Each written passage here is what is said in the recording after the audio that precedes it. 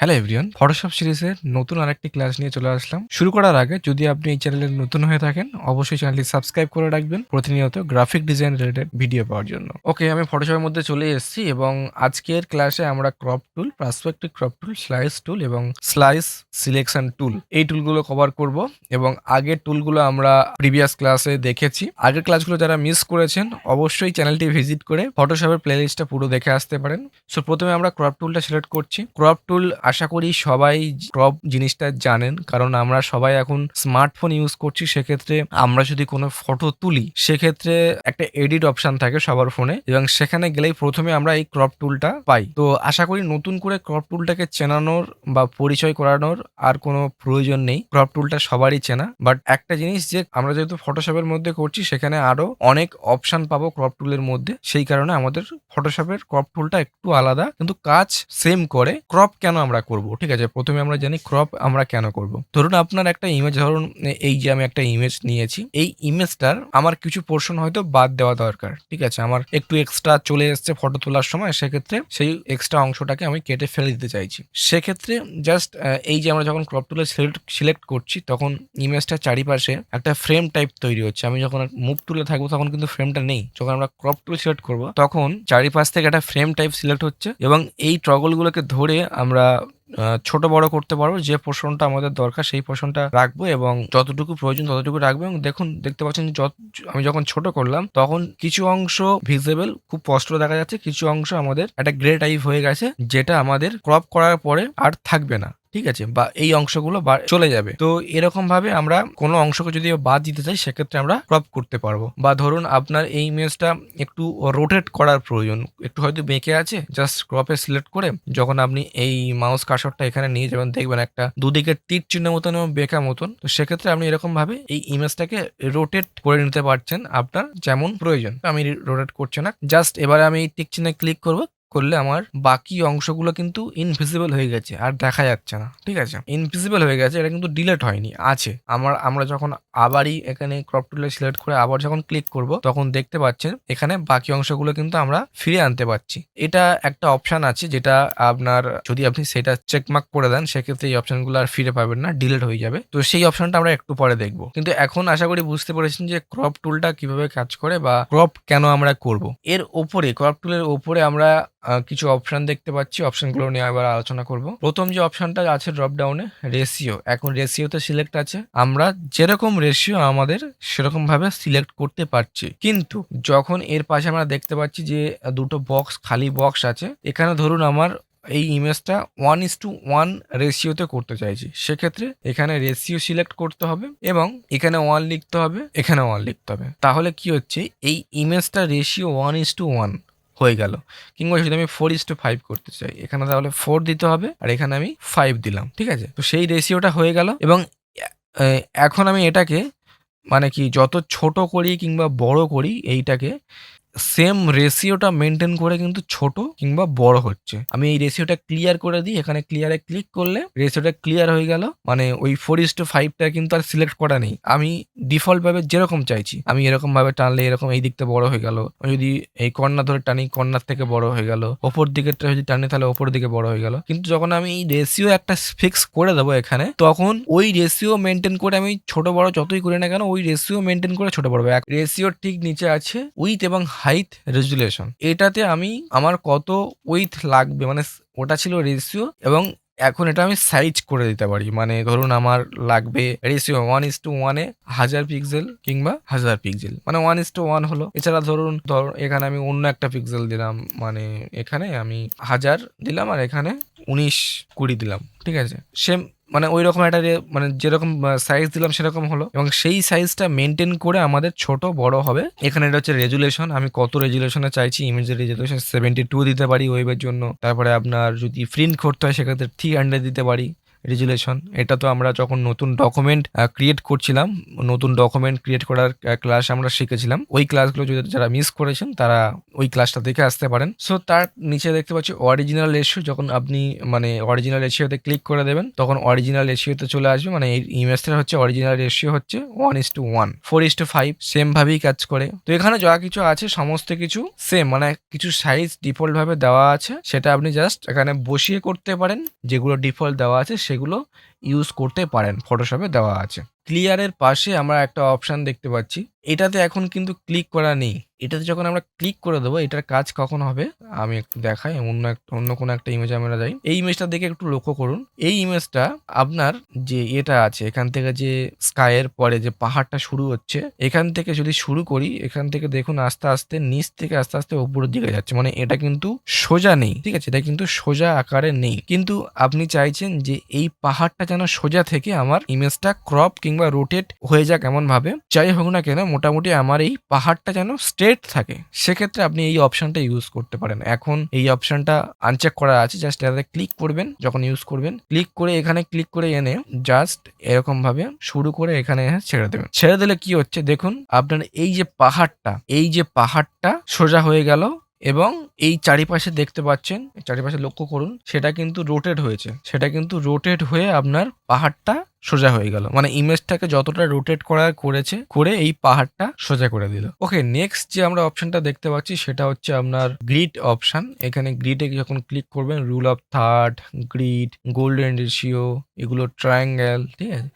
এই rule of third জিনিসটা কি, যারা ফটোগ্রাফি করেন বা ফটোগ্রাফার যারা আছে তাদের ক্ষেত্রে এই রুল অফ থার্ড জিনিসটা খুবই কাজের, এবং আমাদের ডিজাইনের ক্ষেত্রেও ইউজ হয়, বাট সেটা অনেক অ্যাডভান্সে গিয়ে ইউজ হয়। যারা লোগো ডিজাইন করেন তারা জানেন যে গোল্ডেন রেশিওটা খুবই কাজে লাগে। রুল অফ থার্ড জিনিসটা কি যদি আমি একটু গুগলে সার্চ করে আপনাদের দেখাই তাহলে বুঝতে সুবিধা। গুগলে গেলে দেখতে পাবেন যারা ফটোগ্রাফি করেন তাদের ক্ষেত্রে কিন্তু খুব এই জিনিসটা কাজে লাগে, ঠিক আছে। আমি যদি এখানে দেখুন এখানে মানে সেম বক্সটা, এখানে যে আমরা বক্স মতন দেখতে পাচ্ছি, সেম বক্সটা এখানেও আছে। যে এখানে দেখুন এই যে পয়েন্ট আছে, ঠিক আছে, এই যে পয়েন্ট আছে, এই পয়েন্টে আমাদের সাবজেক্টটাকে রেখেছে এবং চারটে কিন্তু পয়েন্ট তৈরি হচ্ছে। আমি তার আগে যদি একটু এখানে বুঝিয়ে দিই যে এই যে ইমেজটা দেখুন, এখানে যখন এই 9টা বক্স তৈরি হচ্ছে, 9টা বক্সের মাঝে কিন্তু 4টে পয়েন্ট তৈরি হচ্ছে, যেখানে মানুষ সব থেকে বেশি কোথায় বেশি ফোকাস করে। এখানে 41% of user focus here first. মানে প্রথমে আপনি যখন কোনো ইমেজ দেখেন, প্রথমে আপনার ফোকাসটা পড়ে এখানে, তারপরে এখানে, মানে কোথায় বেশি ফোকাস পড়ে কোথায় কম ফোকাস পড়ে। এটা কেন বলছি, যখন কোনো একটা ইমেজ আমরা দেখছি সেক্ষেত্রে আমাদের চোখ কোথায় প্রথমে ফোকাসটা দেয় সেটা দেখার জন্য, বা সেটা মানুষের দেখতে সুবিধা হবে, সেই জিনিসটা মেনটেন করে আমাদের ফটোটা তুলতে হয় যারা ফটোগ্রাফার আছে, ঠিক আছে। তো সেম জিনিসটা আপনি এখানে বুঝে গেলেন। আমি যদি এক্সাম্পল দেখাই, এখানে দেখুন এই পয়েন্টটা কিন্তু মেনটেন করেছে, করে এই পয়েন্টে আমাদের সাবজেক্টটা হচ্ছে এখানে বেশি ইম্পর্টেন্ট, সাবজেক্টটাকে বেশি রেখেছে এবং বাকি অংশগুলোকে ব্যাকগ্রাউন্ডটাকে রেখেছে। যেমন এখানে দেখি, এখানে মানুষের চোখ প্রথমে এখানে এই দিকে যায়, সো এখানেই আমাদের সাবজেক্টটাকে রেখেছে এবং বাকি অংশগুলোকে আমাদের ব্যাকগ্রাউন্ডে রেখেছে। আপনি এরকম ভাবে যত ইমেজ দেখবেন সেম জিনিসটাই করেছে, পয়েন্টগুলোকে জুড়ে থাকবে, এই পয়েন্টে যেন থাকে সেরকম ভাবে ইমেজ ক্লিক করার। সো এটা যারা ফটোগ্রাফার আছে তাদের ক্ষেত্রে সুবিধা। আর আজকের এই ভিডিওটা কিন্তু ক্লাসটা কিন্তু ফটোগ্রাফার বা ফটোগ্রাফি নিয়ে না, জাস্ট এই এর কাজটা কেমন ভাবে কি হয় ছোট্ট একটা এক্সাম্পল দিয়ে আমি বোঝালাম। এরকম ভাবে অনেক প্যাটার্ন আছে, যেমন এটা রুল অফ থার্ড প্যাটার্ন বলে। গ্রিড প্যাটার্ন আছে, যাদের গ্রিড সুবিধা হয় তারা গ্রিড ইউজ করবে। গোল্ডেন রেশিও, গোল্ডেন স্পাইরাল, এটা অনেকের মানে অনেকেই ইউজ হয়। আমি যদি এখানে গোল্ডেন স্পাইরাল দেখতে পাচ্ছেন, এবং এই ইমেজটা দেখুন মানে কোথায় বেশি ফোকাস করেছে, কোথায় কি করেছে বুঝতে পারছেন। অত ডিটেলস আমি বলছি না কারণ আমি ফটোগ্রাফার নয়, বা আমি ফটোগ্রাফি সম্পর্কে আমার অতটা নলেজ নেই। যারা ফটোগ্রাফার আছে তারা এই বিষয়গুলো ভালো বুঝবে। সো এটা নিয়ে আর বেশি ডেপথে যাচ্ছি না, আশা করি বুঝতে পেরেছেন। আর আমাদের এতটা না জানলেও চলবে, রুল অফ থার্ডে কাজ করলেই হবে। একটা ইমেজ ক্রপ করার জন্য এত কিছু না জানলেও চলবে, ঠিক আছে। সো তার ঠিক পাশে আমরা দেখতে পাচ্ছি একটা গিয়ার আইকন আছে। গিয়ার আইকনে যখন ক্লিক করছি, এইটা খুব বেশি স্পেশাল কিছু না এই অপশনগুলো। এবার আমি হালকার উপর দিয়ে আমি দেখিয়ে দিচ্ছি। যখন আমি এটা একটা ইমেজটাকে ক্রপ করলাম এবং এখানে ক্লাসিক মোডে যখন যেতে চাইছি, তখন এখানে ক্লিক করলে দেখতে পাচ্ছেন যে আমাদের এই যে আইকনগুলো চেঞ্জ হয়ে যাচ্ছে। মানে যখন এটাতে টিক মার্ক করে দিচ্ছি, যখন আনচিক করে দিচ্ছি তখন অন্যরকম চলে আসছে। সো ক্রপটেড এরিয়াতে এখন ক্লিক করা আছে। এখন এই ক্রপ করার পরেও মানে এই যে অপশনটা আমরা সিলেক্ট করলাম, এই অংশটুকু আমরা রাখতে চাইছি, এই অংশটুকু রাখতে চাইছি না, ঠিক আছে? তো সেক্ষেত্রে তাও মানে যখন আমরা সিলেক্ট করছি তখন আমাদের বাকি অংশগুলো মানে দেখা যাচ্ছে, একটু গ্রে হয়ে গেছে কিন্তু তবুও দেখা যাচ্ছে। যখন এটাকে আমরা আনটিক করে দেবো, দেখতে পাচ্ছেন যে সেই অংশগুলো আর দেখা যাচ্ছে না। আমরা ক্রপ করার আগেও আমরা দেখতে পাবো না। সো এটা তারপরে যে অটো প্রিভিউ সেন্টার, এটা আমি ঠিক বুঝলাম না কি। তো তারপরে যে অপশন, এই অপশনটা আনটিক করলে কি হচ্ছে, যে গ্রে অপশনটা আমরা দেখতে পাচ্ছি সেই গ্রে অপশনটা উঠে যাচ্ছে, ঠিক আছে? এখানে একটা অপাসিটি দেওয়া আছে, কত পার্সেন্ট এখানে দেখা যাবে, কত পার্সেন্ট দেখা যাবে না, সেটাই আর কি। সো এটাই আর কি, এছাড়া তেমন কিছু নেই। আর নেক্সট যে পয়েন্টটা আছে এটা খুবই ইম্পর্টেন্ট, যেটা নিয়ে বলছিলাম যে ডিলেট ক্রপটেড পিক্সেল, ঠিক আছে? এখন ডিলেট ক্রপটেড পিক্সেলে আনচেক করা আছে, মানে ক্লিক করা নেই। সেক্ষেত্রে এখানে আমি ক্লিক করলাম, করে আমি এটাকে টিকমার্ক করে দিলাম।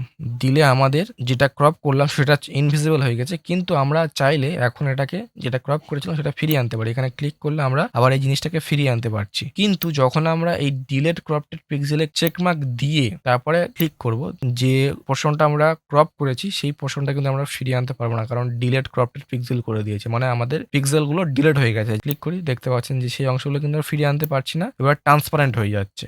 সো ডিলেট ক্রপটেড পিক্সেলে আনচেক করে রাখাই আমার মনে হয় বেস্ট, কারণ পরবর্তীকালে যদি আমাদের মনে হয় যে আরো এক্সট্রা কিছু লাগবে, যদি আমরা বেশি ক্রপ করে ফেলেছি, সেক্ষেত্রে আমাদের এটা কাজে লাগতে পারে। সো আমি কন্ট্রোল জেড দিচ্ছি। তারপরে অপশন যেটা আমরা দেখতে পাচ্ছি ফিলের পরে ট্রান্সপারেন্ট ডিফল্ট আছে। ট্রান্সপারেন্ট ডিফল্ট এটা কাজ কি হচ্ছে, যখন আমরা ধরুন আমি স্কাইটাকে একটু বাড়াচ্ছি, তখন দেখতে পাচ্ছেন যে আমি এটা ক্রপ করার পরে এর ওপারে কিছু নেই, সেই কারণে ট্রান্সপারেন্ট দেখাচ্ছে। ধরুন আপনার এই স্কাইটাকে একটু মানে যতটুকু বাড়িয়েছেন ততটুকু এই স্কাইটা দিয়ে ফিল করে দিতে চাইছেন, সেক্ষেত্রে কি করতে পারেন, জাস্ট ট্রান্সপারেন্ট যেটা আছে ডিফল্ট, সেটাতে জাস্ট কন্টেন্ট অ্যাডাওয়ার করে দেবেন। কন্টেন্ট অ্যাডাওয়ার ফিল করে দিয়ে যখন আপনি হালকা ক্রপ করবেন, এটা কিন্তু খুব বেশি আবার বাড়ালে কিন্তু ভালো একটা রেজাল্ট পাবেন না, ঠিক আছে? অল্প কিছু ধরুন আপনার এক্সট্রা বাড়ানোর প্রয়োজন, সেক্ষেত্রে জাস্ট এরকম ভাবে বাড়িয়ে দিলেন, জাস্ট এবার টিক মার্ক করে দিলেন, দিলে একটু কিছুটা লোড হবে এবং দেখতে পাচ্ছেন সেই পিক্সেলটা এখান থেকে নিয়ে ওই যে ট্রান্সপারেন্ট ছিল সেটা ট্রান্সপারেন্ট না হয়ে সেটা কন্টেন্ট অ্যাডাওয়ার দিয়ে ফিল করে দিয়েছে। আমরা এবার নেক্সট টুল দেখবো, পার্সপেক্টিভ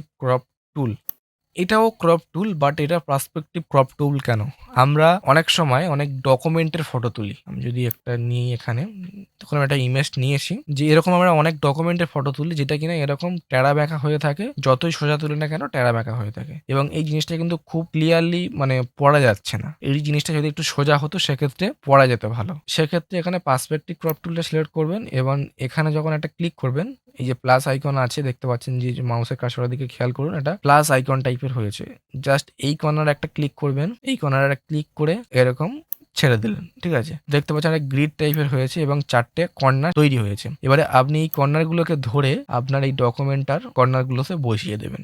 জাস্ট এই ডকুমেন্টের কর্নারগুলোতে বসিয়ে দেবেন। একটু বসিয়ে নিচ্ছি ভালো মতন করে। ওকে, এখানে বসিয়ে নিলাম এবং জাস্ট এই কিবোর্ড থেকে এন্টার প্রেস করলে হবে, বাস এই টিক চিহ্নে ক্লিক করলে হবে। টিক চিহ্নে ক্লিক করলাম, করলে দেখতে পাচ্ছেন যে পোর্শনটুকু আমরা 4টে কর্নার দিয়ে করেছিলাম সেই অংশটুকু জাস্ট সোজাভাবে ক্রপ হয়ে গেছে। পার্সপেক্টিভ যেটা ছিল সেটা সোজাভাবে হয়ে গেছে এবং এই টেক্সটগুলো কিন্তু এবার স্পষ্ট আমরা পড়তে পারছি। এবং এর উপরে সেম অপশন আপনি পাচ্ছেন, হাইট উইথ মেনশন করে দিতে পারছেন, রেজলিউশন দিতে পারছেন। তেমন কিছু এক্সট্রা নেই, আমরা যেমন ক্রপ টুলে দেখেছিলাম হাইট উইথ মেনশন করে দিতে পারছিলাম, সেম জিনিসটা এখানে আছে। জাস্ট এটার কাজ কি, আপনি কোনো টেরা ব্যাকা ইমেজকে বা ওরকম ভাবে কোনো ডকুমেন্টকে ফটো তুলেছেন, সেক্ষেত্রে এরকম ভাবে সোজা করে নিতে পারেন, ঠিক আছে?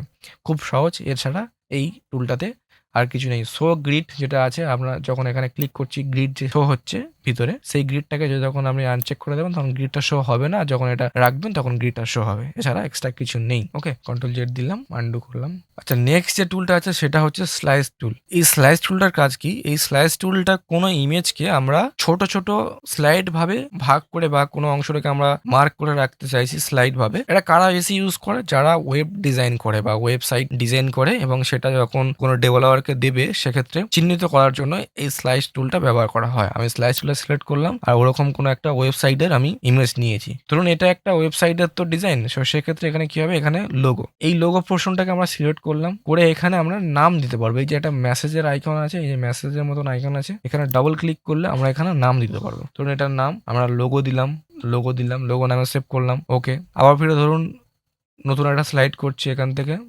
এটা ধরুন মেনু, এখানে ডাবল ক্লিক করব, ডাবল ক্লিক করলে মেনু নাম দিতে পারবো, মেনু। এছাড়া ধরুন এটা হচ্ছে প্রোডাক্ট, এই স্লাইডটা হচ্ছে প্রোডাক্ট, এখানে ডাবল ক্লিক করব, ঠিক আছে। এরকমভাবে যতগুলো আমাদের লোগো, মেনু, প্রোডাক্ট, ফুটার, সোশ্যাল মিডিয়া, এইভাবে আমরা সিলেক্ট করতে পারি, মানে স্লাইডভাবে সিলেক্ট করতে পারি। এবং এটা যখন সেভ করব তখন আলাদা আলাদাভাবে যেরকমভাবে সিলেক্ট করেছিলাম সেরকমভাবে আলাদা আলাদাভাবে সেভ হবে, ঠিক আছে। আমি সেভ করে দেখাই। এখান থেকে ফাইলে যাব, ফাইলে গিয়ে এক্সপোর্ট থেকে সেভ ফর ওয়েব লিখেছি, এখানে ক্লিক করব। করলে দেখতে পাচ্ছেন যে এখানে সিলেকশন হয়েছে, মানে এই যে 3টে সিলেক্ট আছে। জাস্ট এখানে সেভে ক্লিক করব, সেভে ক্লিক করে আমি ডেস্কটপে সিলেক্ট করছি, করে জাস্ট সেভে ক্লিক করছি, ঠিক আছে। এবার আমরা ডেস্কটপে যাই। ডেস্কটপে আসলে দেখবেন এই একটা ইমেজ বলে ফোল্ডার ক্রিয়েট হবে, এবং এই ইমেজের মধ্যে দেখবেন আমরা যেভাবে সিলেক্ট করেছিলাম সেরকমভাবে দেখুন স্লাইড ভাবে আমাদের ভাগ করে অনেকগুলো স্লাইড তৈরি হয়ে গেছে। নেক্সট যে টুলটা আছে সেটা হচ্ছে স্লাইস সিলেকশন টুল। আমরা যে এই যে স্লাইডগুলো তৈরি করলাম সেই স্লাইডগুলো সিলেক্ট করার জন্য, এছাড়া আর কিছু না। এই টুলটার কাজ শুধুমাত্র হচ্ছে যে স্লাইডগুলো তৈরি করলাম সেই স্লাইডগুলো সিলেক্ট করার জন্য। এখানে ক্লিক করলে দেখুন এই স্লাইডটা সিলেক্ট হলো, এবং এই স্লাইডটাকে আমরা বড় কিংবা ছোট করে মডিফাই করে নিতে পারছি। যেমন আমরা মুভ টুল শিখেছিলাম, এখানে মুভ টুল সিলেক্ট করলে সেই জিনিসটাকে মুভতে পারি বা ছোট কিংবা বড় করতে পারি। সেম জিনিসটা স্লাইড মুভ টুলের ক্ষেত্রেও সেম কাজ, ছোট কিংবা বড় বা কোনো স্লাইসকে সিলেক্ট করতে পারছি, এটাই, এছাড়া আর কিছু নেই। সো এই ছিল আজকের ক্লাস। আশা করছি আজকের ক্লাসটি খুবই ভালো লেগেছে আপনার। অ্যান্ড অনেকেই হয়তো বলবে যে ক্রপ টুল নিয়ে আলাদা করে ক্লাস দেওয়ার কি ছিল, কিন্তু না, যারা একদম নতুন তাদের ক্ষেত্রে আমি জানি যে এই ক্লাসটা খুবই হেল্প হয়েছে, কারণ অনেকেই ক্রপ টুল বিষয়টা জানে না। আজকে ভিডিও কেমন লেগেছে অবশ্যই কমেন্ট করে জানাবেন। যদি কোনো ডাউট থাকে সেটাও কমেন্ট করে জানাবেন, যে কোথাও বুঝতে অসুবিধা হলে। এবং ভিডিও যদি ভালো লেগে থাকে অবশ্যই লাইক দেবেন, আর চ্যানেলে যদি নতুন হয়ে থাকেন অবশ্যই সাবস্ক্রাইব করে রাখবেন নেক্সট ক্লাসগুলো পাওয়ার জন্য।